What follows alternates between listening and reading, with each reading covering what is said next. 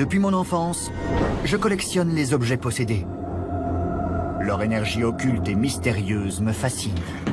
Les meurtres commis par Manson comptent parmi les plus abominables de tous les temps. Au fil de ma carrière d'enquêteur en paranormal, ma collection s'est enrichie et aujourd'hui, je l'expose dans mon musée. La commode ensorcelée est l'un des objets les plus funestes qui soient. Robert la poupée a eu un impact sur des milliers de gens. Les personnes qui le souhaitent peuvent m'apporter leurs objets ensorcelés et me raconter leur histoire. On aide les gens à venir au monde. Pourquoi ne pas les aider à le quitter? Venez découvrir ma collection d'objets possédés.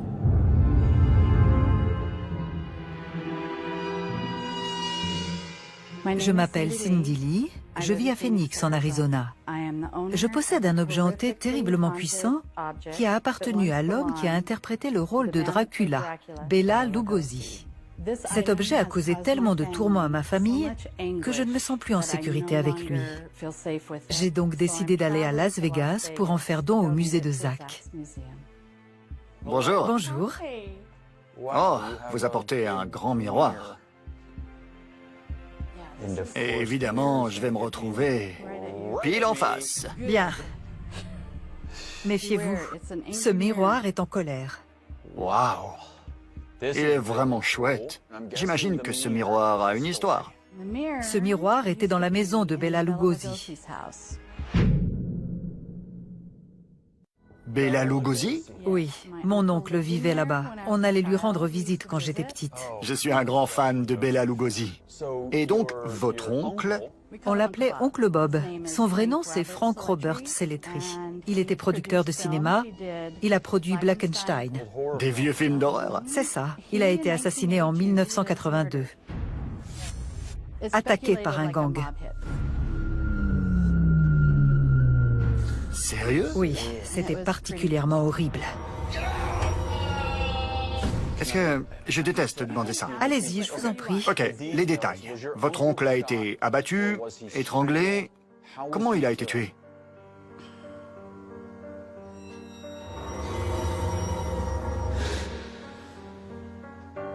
Mon oncle était dans sa chambre. Il a été retrouvé à genoux, la tête posée sur le lit. On lui a transpercé les coudes et les genoux avec un tournevis. Puis ils l'ont abattu et ils ont essayé d'extraire la balle avec le tournevis. Son corps a été retrouvé plusieurs jours après. L'oncle de Cindy Lee a été tué dans l'ancienne maison de Bela Lugosi, face au miroir. Est-ce que le meurtrier de votre oncle a été arrêté? Non, On ne sait pas qui c'est. Personne n'a jamais été soupçonné. j'ai ma petite idée. C'est forcément un proche qui l'a laissé entrer. Sinon, la porte aurait été forcée. Je pense que c'était un de ses amis. Qui sait ce qui a pu se passer d'autre?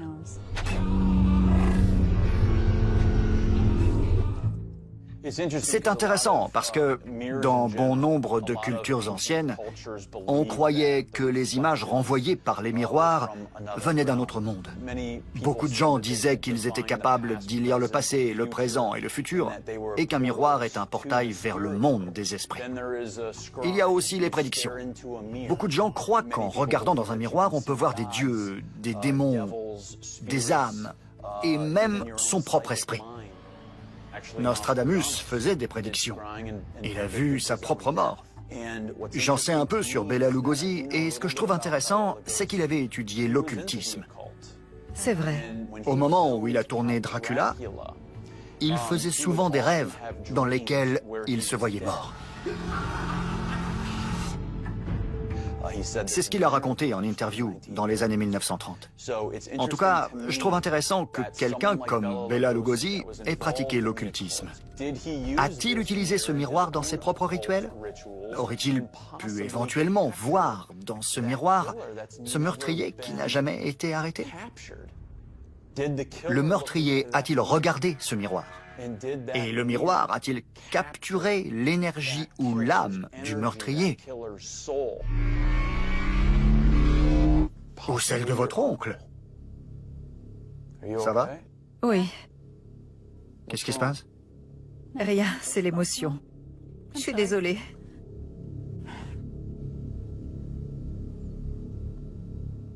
Ça peut remuer pas mal de choses quand on commence à élaborer des théories autour de ces objets. Et ces objets sont puissants. Je me sens pas tranquille face à ce miroir. Vous avez raison. Pourquoi pensez-vous que ce miroir a une personnalité? Il a vu quelque chose. Il a vu quelque chose. Connaissant son attrait pour les sciences occultes, je suis enclin à croire que Bela Lugosi utilisait ce miroir dans des rituels de divination. Et si c'est le cas, ce miroir pourrait être un portail. Si le portail n'a pas été refermé et si le miroir a effectivement capturé le reflet de ce meurtrier, alors l'énergie de cet homme est toujours à l'intérieur. Et éventuellement, aussi son âme. Qui est cet homme? Il n'a jamais été arrêté, n'est-ce pas? Mis à part le fait que ce miroir provient de chez Bela Lugosi, est-il relié à quelque chose de maléfique? C'est certain. Ma fille aînée n'a pas voulu témoigner devant les caméras parce que... Pourquoi? Elle a subi tellement de traumatismes. Des traumatismes liés au miroir? Oui. Elle vivait seule et chaque fois qu'elle se coiffait ou qu'elle était dans la salle de bain, elle voyait une sorte d'entité sombre. Et elle pouvait sentir ses dents. Sentir ses dents? Comme des morsures dans le cou. Cette entité traversait le miroir et venait l'attaquer? Elle ressentait de quoi cette entité était faite. Son énergie, ce qui l'habitait. Vous avez parlé de traumatisme. Qu'est-il arrivé à votre fille? Elle a vécu des choses graves? Elle est revenue habiter chez nous et elle a partagé la chambre de mon autre fille. Bonjour. Bonjour. Comment allez-vous? Bien, merci. Je sais qu'il vous a fallu du temps avant d'accepter cette interview. Oui. Ça va? Je veux que vous soyez à l'aise. Oui, c'est bon. Bien. J'aimerais vous poser quelques questions. Votre mère m'a raconté que votre sœur avait vécu des expériences fortes avec ce miroir. Oui, plein. Vous qui partagiez votre chambre avec votre sœur, vous pouvez me décrire comment ça s'est passé quand ces événements ont commencé? J'avais environ 14 ans. Elle dormait dans ma chambre parce qu'elle ne voulait pas rester chez elle. Au début, elle ne m'a pas donné beaucoup de détails. Mais quand elle venait dormir à la maison, la plupart du temps, elle ne voulait pas rester seule. Quand elle était chez vous, est-ce qu'elle vous parlait de ce qu'elle avait vécu? Une fois, elle m'a dit qu'elle avait vu une silhouette. Et ça m'a terrifiée. Elle s'est mise à me décrire la main qui voulait l'attraper. Une main qui sortait du miroir pour s'emparer d'elle? Oui.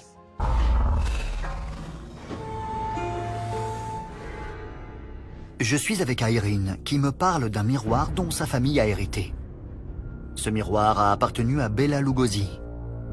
Irene m'explique que sa sœur a été tellement traumatisée par ce miroir qu'elle ne veut plus en parler et a refusé de venir témoigner au musée.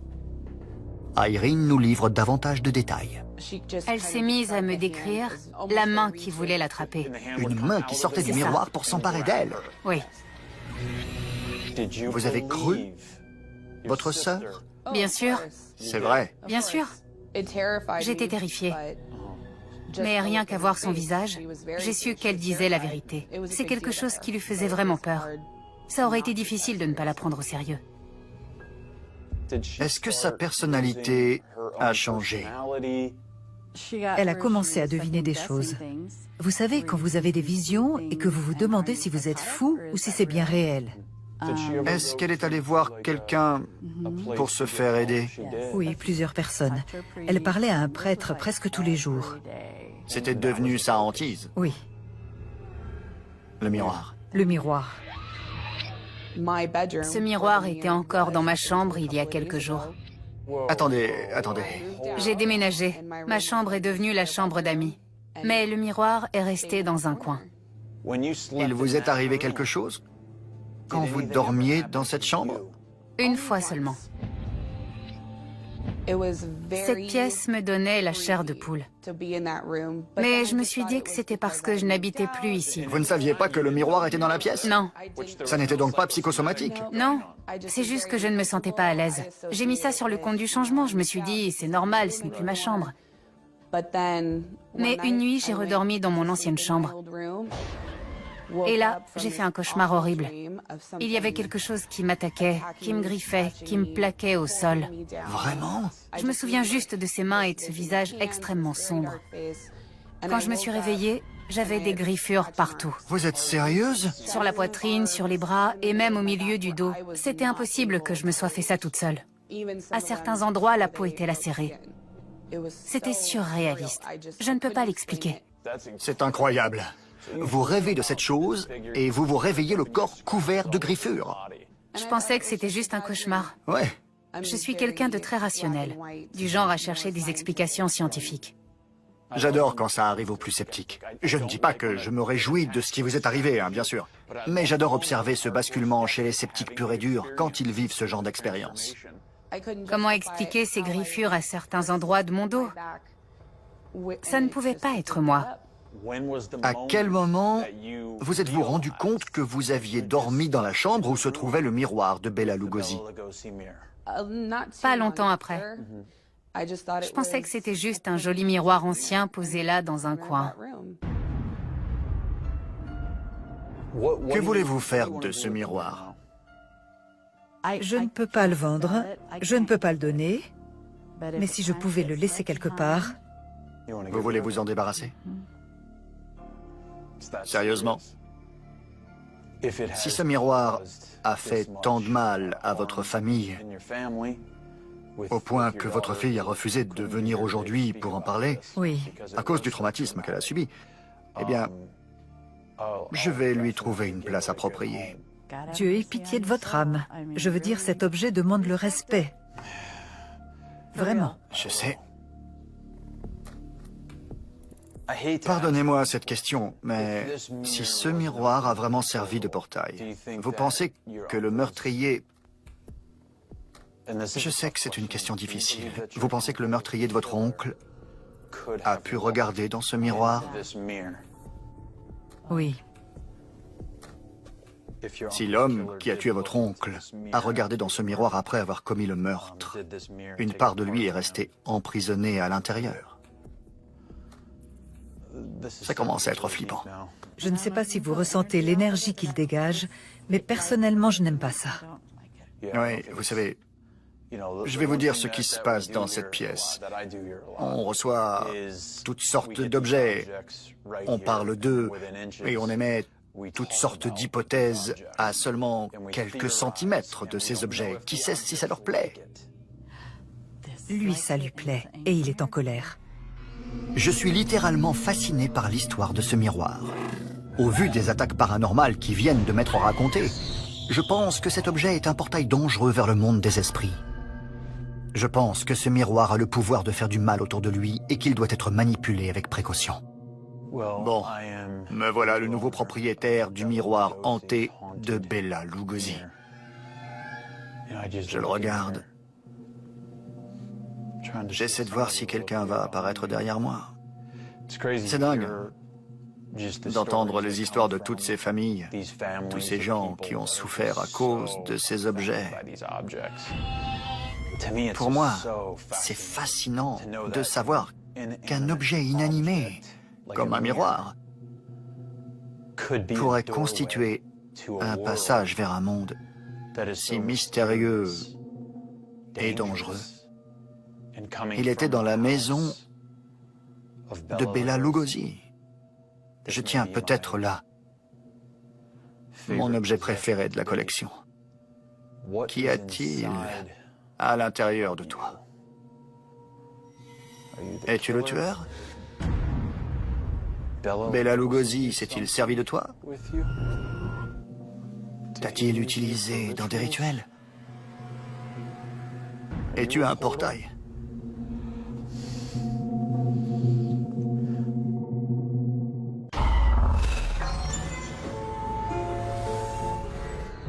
On vient de me donner un miroir ayant appartenu à Bela Lugosi.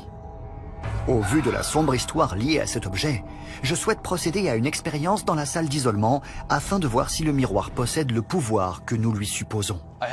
J'aimerais faire une expérience avec vous trois. Ashley est notre photographe qui travaille sur Ghost Adventures. Aaron? Ouais. Comment tu t'appelles? Jackie. Tu es assistante de production sur cette émission et c'est ton premier jour. Oui. Tu pensais qu'un jour tu passerais devant la caméra? Non. Bienvenue dans notre univers. Voilà ce qui se passe dans la salle d'isolement. L'idée, c'est d'isoler des gens avec des objets intéressants. Vous allez descendre un par un. Une fois en bas, vous verrez un miroir. Je veux que vous regardiez dans ce miroir. Je veux que vous regardiez votre propre reflet jusqu'à ce que je vous rappelle. Je n'en dirai pas plus. Bien. Levez la main droite. J'affirme. J'affirme. Donnez mon accord. Donnez mon accord. Pour être l'instrument de cette expérience d'isolement. Je suis sérieux. Je veux que vous le disiez. Je suis d'accord, c'est bon. Pendant que mes courageux volontaires prendront place chacun leur tour dans la salle d'isolement, je resterai avec Billy à les observer sur ces écrans, prêt à intervenir au cas où le miroir possédé aurait un effet négatif sur eux.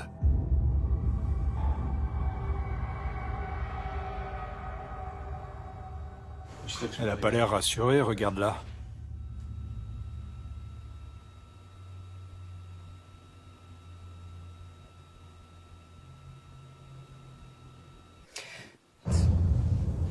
Zoom sur son visage.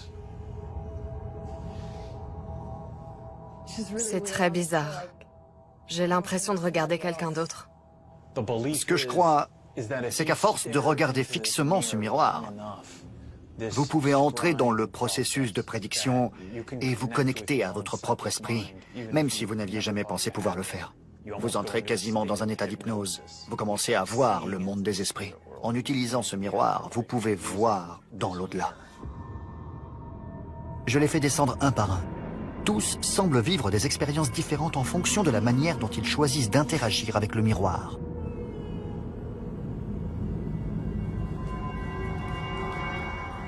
Sors et montre-toi. La vache.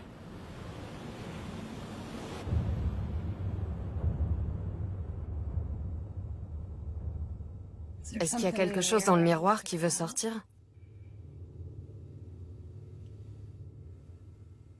Trop bizarre. Qu'est-ce qu'il y a? Je viens de me voir vieux. Genre super vieux. Visiblement, Aaron vient d'avoir une réaction face au miroir. Parfois, il faut la bonne énergie pour que ça s'ouvre. Bon, maintenant montre-toi. Je me suis vu, je veux te voir.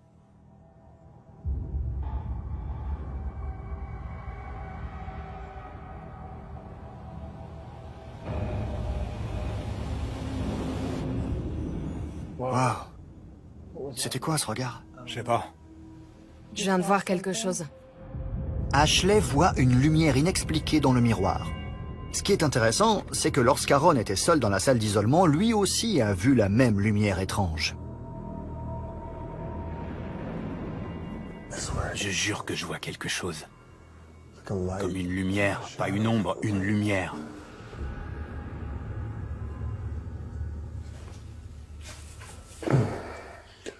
On se sent bizarre ici, les gars. J'ai entendu du bruit comme une bagarre. Et j'ai ressenti un froid glacial. Si t'es avec moi dans cette pièce comme je le pense, tu peux te montrer dans ce miroir?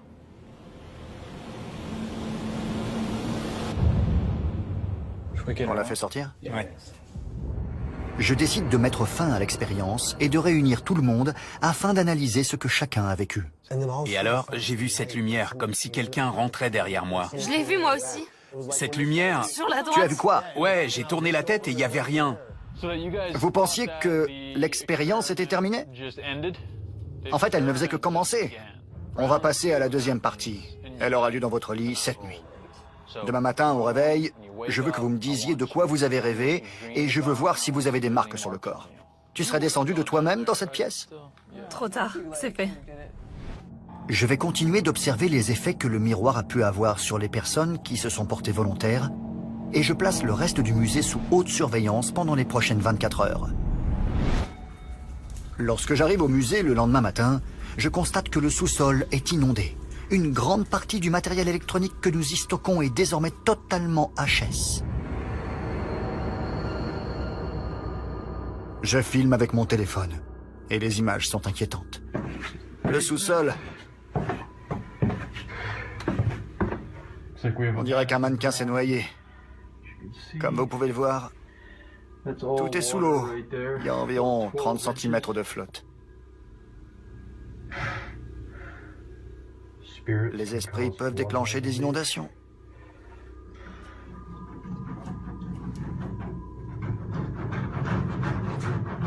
Bon sang.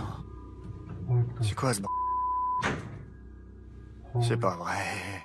Je viens d'entendre des bruits qui venaient de là-bas. Vous entendez ça? Il y a un bruit qui vient de là-bas.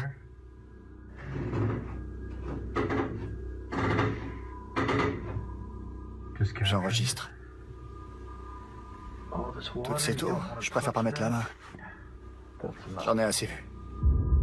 Ce sous-sol n'a jamais été inondé auparavant. Il ne s'est écoulé que 12 heures depuis notre expérience. Difficile de croire qu'il s'agit là d'une simple coïncidence. À ce stade, je pense que ce miroir est l'objet le plus dangereux de ma collection.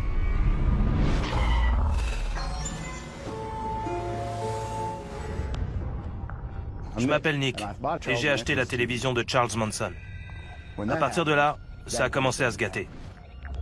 Ma vie est partie en vrille et ça a été la spirale infernale. Ma mère est morte, je suis resté sans boulot pendant 4 mois et un homme est mort devant chez moi.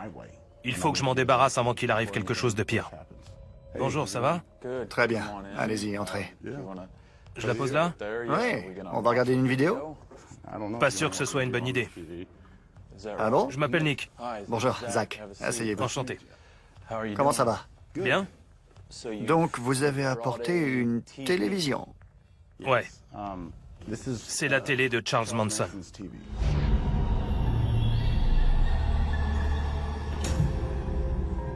La télévision de Charles Manson.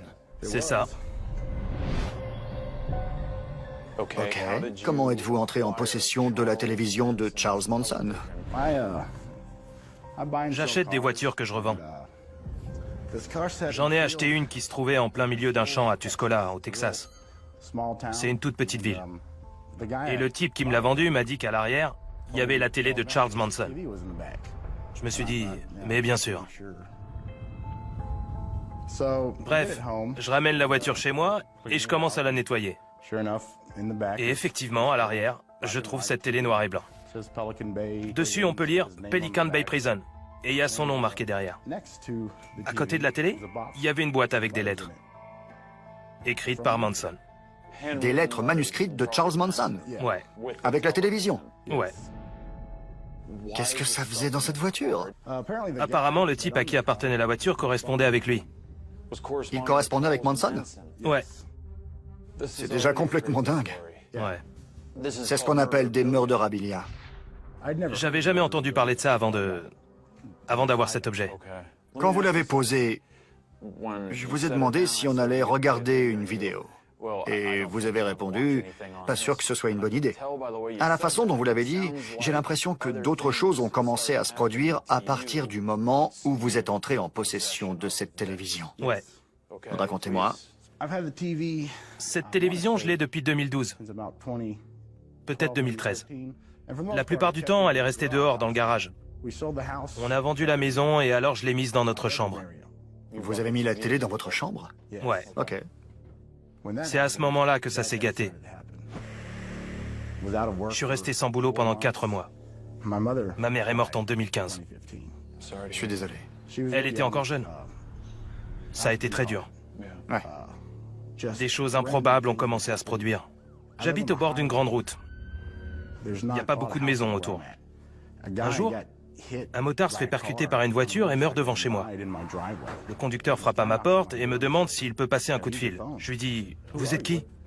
Il me répond « J'ai percuté quelqu'un, je crois qu'il est mort. » Je regarde devant chez moi et je vois un type à terre, avec une moto en morceaux. Il était mort?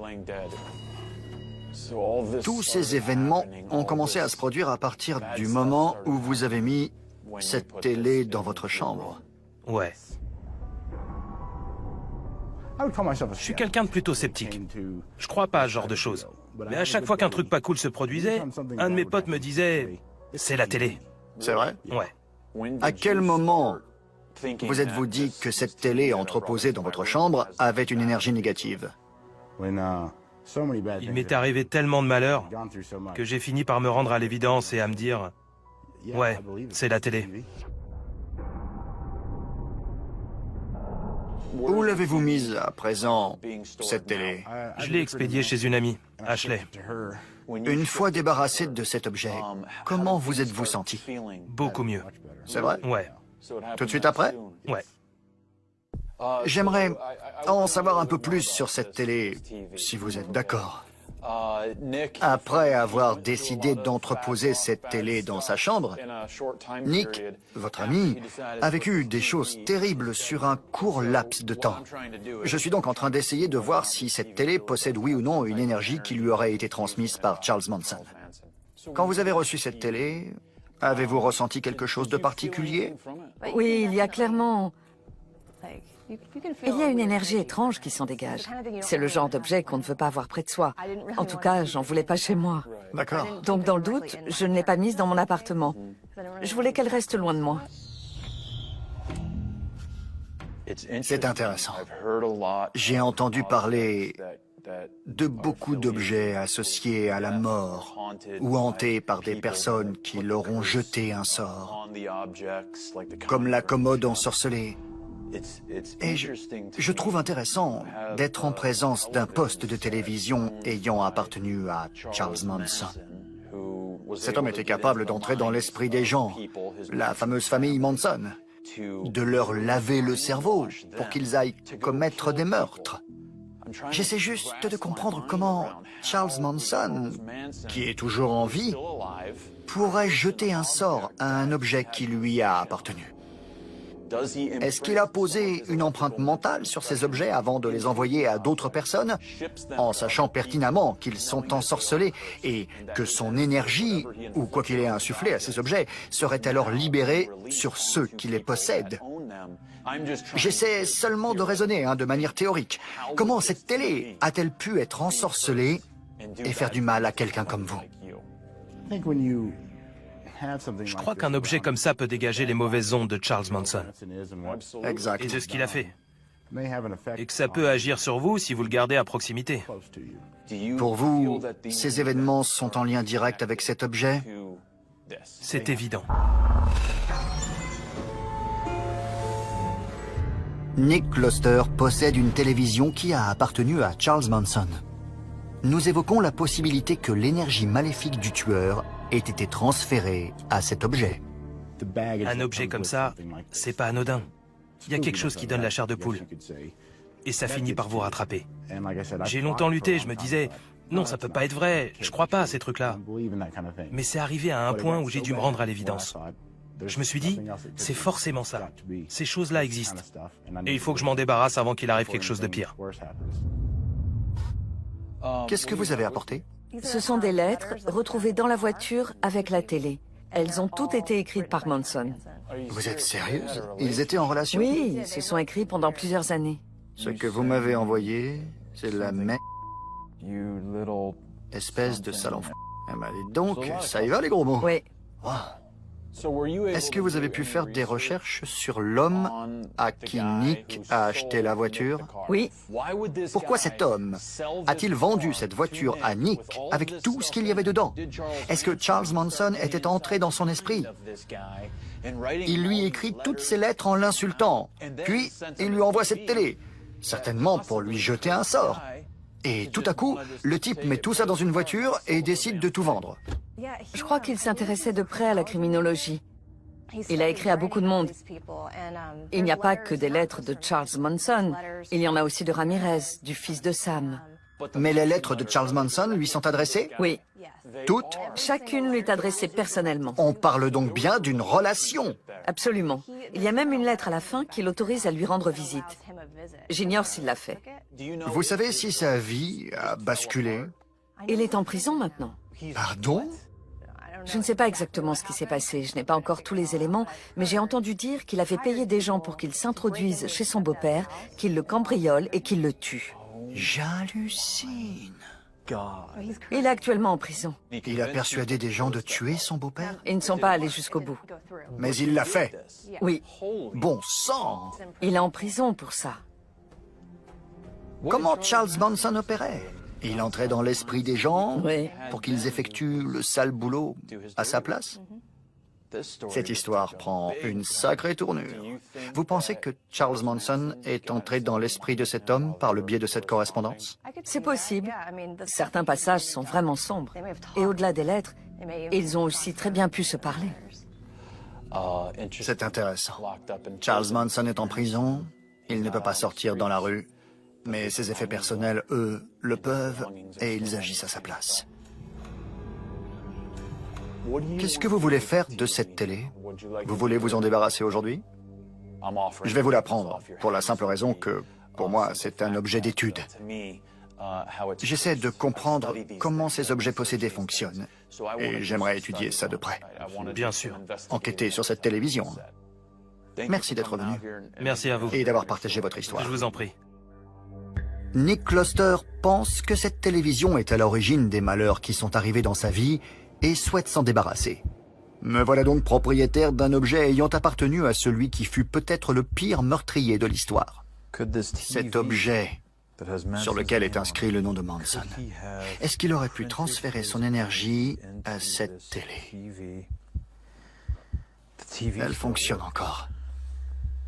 Je serais curieux de savoir ce qui se passe si on allume la télé et qu'on regarde l'écran. Il n'y a qu'une façon de le savoir. Elle marche.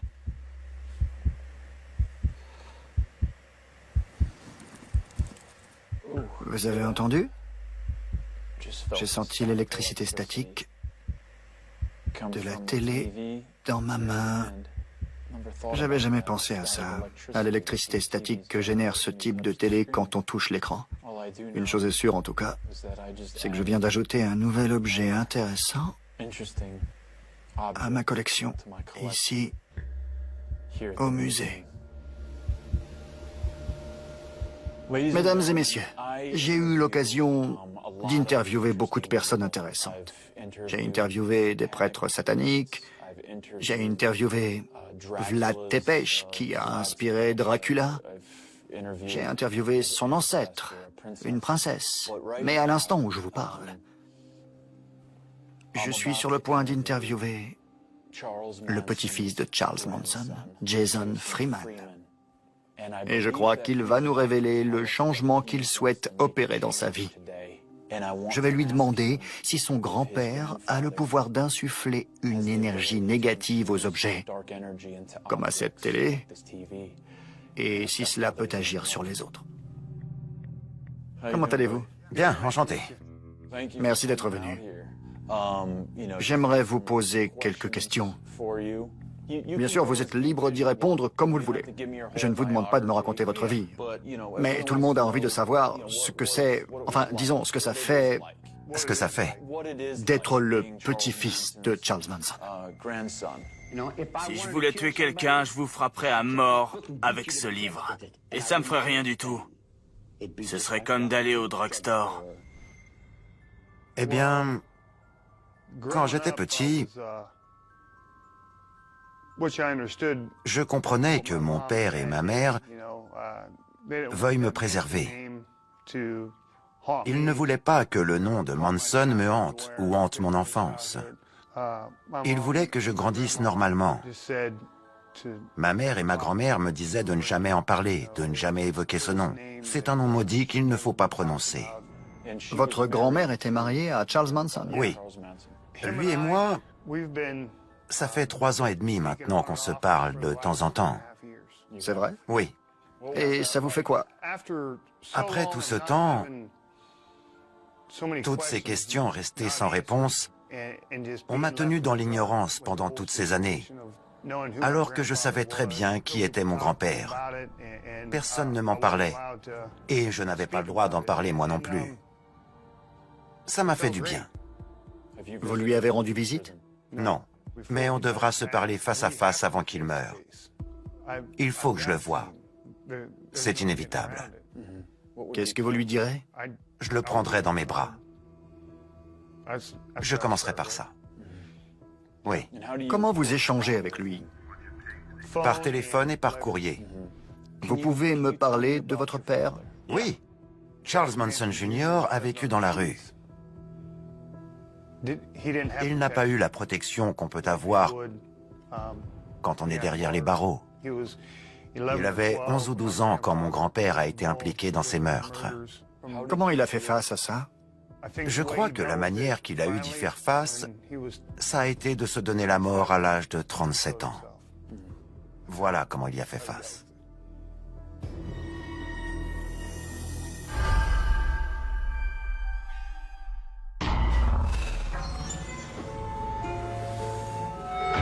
Je suis en train d'interviewer Jason Freeman, le petit-fils de Charles Manson. Comment vous allez aujourd'hui? Super.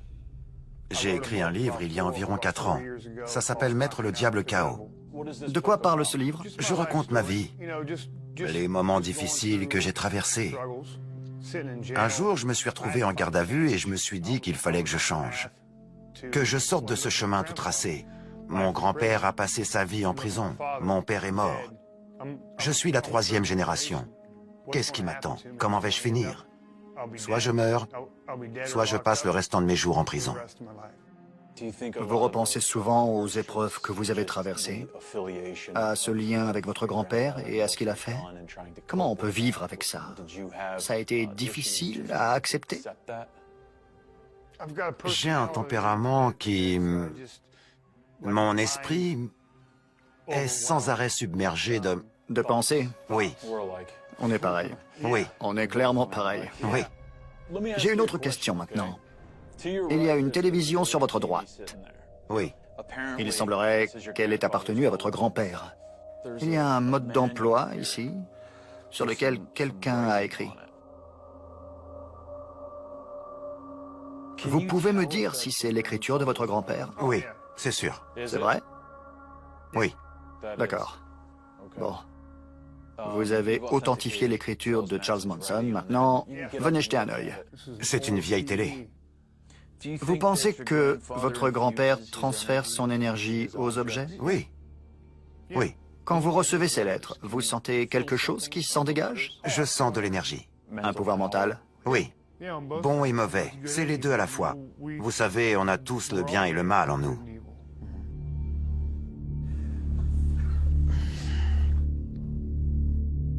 Votre témoignage était fort. Vous avez surmonté plein de choses pour en arriver là.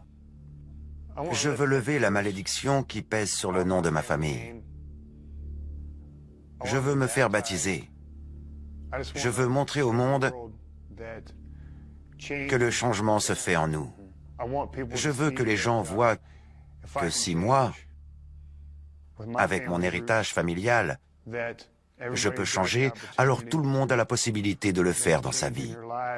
Et s'ils peuvent s'inspirer de l'énergie positive que j'ai en moi, même si j'en ai bavé, alors tant mieux.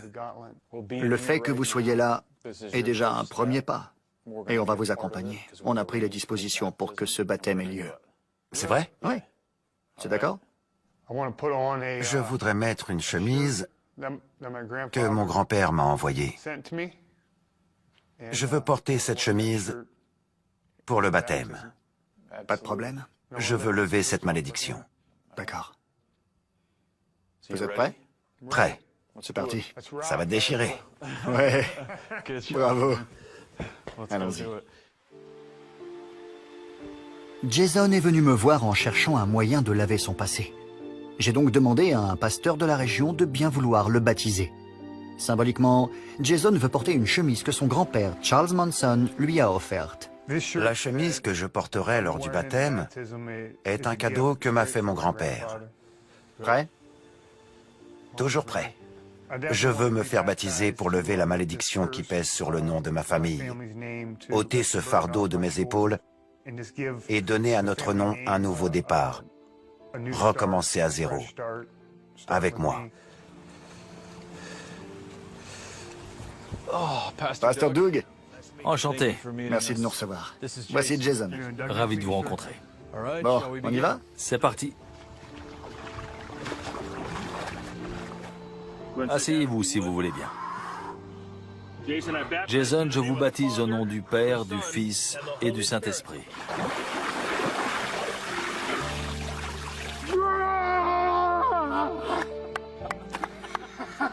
Bravo.